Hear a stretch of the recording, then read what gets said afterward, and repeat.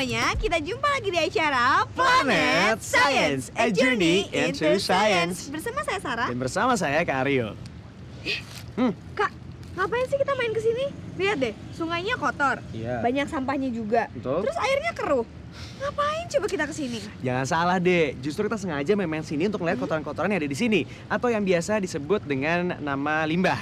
Nah, untuk di episode kita kali ini kita bakal bahas tentang limbah B3. Hah? Limbah B3 itu apa, Kak? Limbah B3 itu limbah-limbah yang berbahaya yang sebenarnya jumlahnya itu cukup banyak di sekitar kita. Kayak gini nih. Oh gitu, terus contohnya apa aja tuh, Kak? Contohnya, pokoknya banyak deh. Pokoknya di episode kita kali ini kita bakal bahas tentang jenis-jenis limbah, efeknya bagi kesehatan, dan gimana cara untuk menanggulanginya. Kalau mau tahu lebih lanjut, mari kita simak aja episode kita kali ini.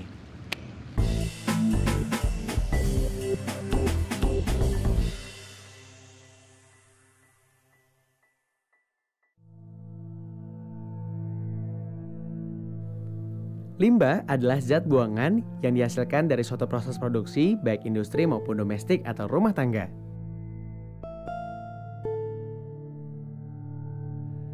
Di mana masyarakat bermukim, di sanalah berbagai jenis limbah akan dihasilkan. Ada sampah, ada air kakus atau black water, dan ada air buangan dari berbagai aktivitas domestik lainnya seperti grey water. Limbah padat lebih dikenal sebagai sampah yang seringkali tidak dikehendaki kehadirannya karena tidak memiliki nilai ekonomis. Bila ditinjau secara kimiawi, limbah ini terdiri dari bahan kimia senyawa organik dan senyawa anorganik. Tingkat bahaya keracunan yang ditimbulkan oleh limbah tergantung pada jenis dan karakteristik limbah. Beberapa karakteristik limbah antara lain berukuran mikro, dinamis, penyebarannya berdampak luas, gangguannya bisa berdampak jangka panjang. Di antara limbah-limbah yang ada yang disebut dengan limbah B3, yaitu limbah yang mengandung bahan berbahaya beracun.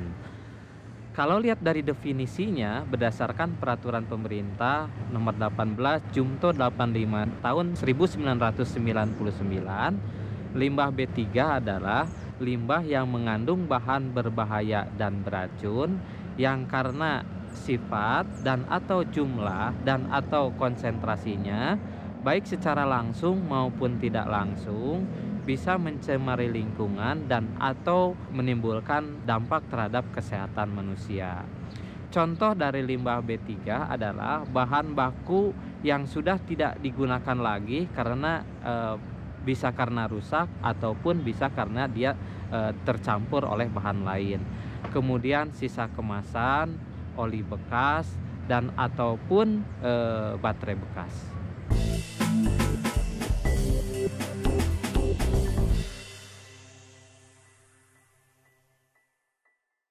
Kak, mau nanya dong, Boleh. sebenarnya limbah-limbah berbahaya itu asalnya dari mana ya? Nah, tanpa kita sadari nih, limbah-limbah itu bisa muncul dari aktivitas kita sehari-hari. Oh, jadi semua limbah-limbah itu asalnya dari kita-kita juga, Kak? Gitu? Bisa dibilang gitu. Karena hampir sebagian besar aktivitas manusia itu akan menghasilkan limbah. Nah, kalau cara penanganan itu nggak tepat, maka limbah itu akan berbalik membahayakan kita. Oh, gitu. Terus nih, Kak, contoh kegiatan sehari-hari yang menghasilkan limbah itu apa aja, Kak? Nah, kalau mau tahu, kita lihat aja yang satu ini.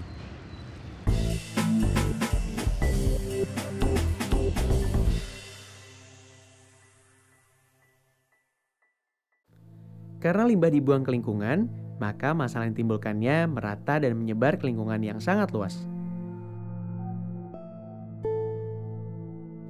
Limbah gas terbawa angin dari satu tempat ke tempat lainnya.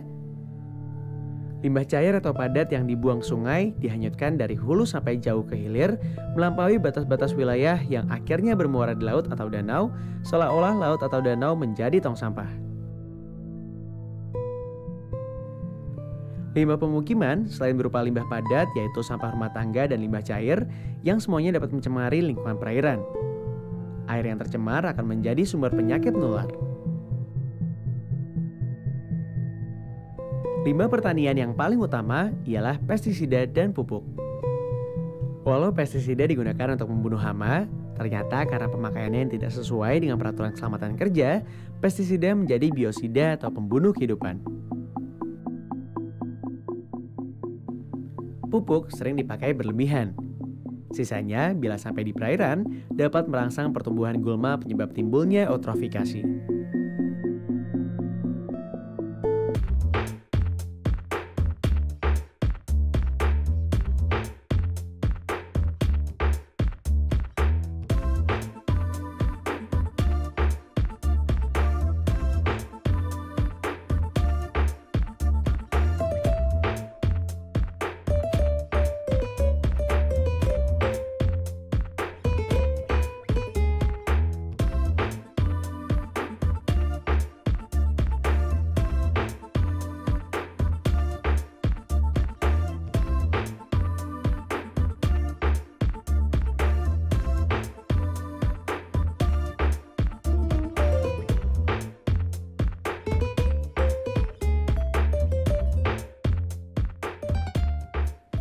Manakah di antara ketiga gambar ini yang bukan limbah cair?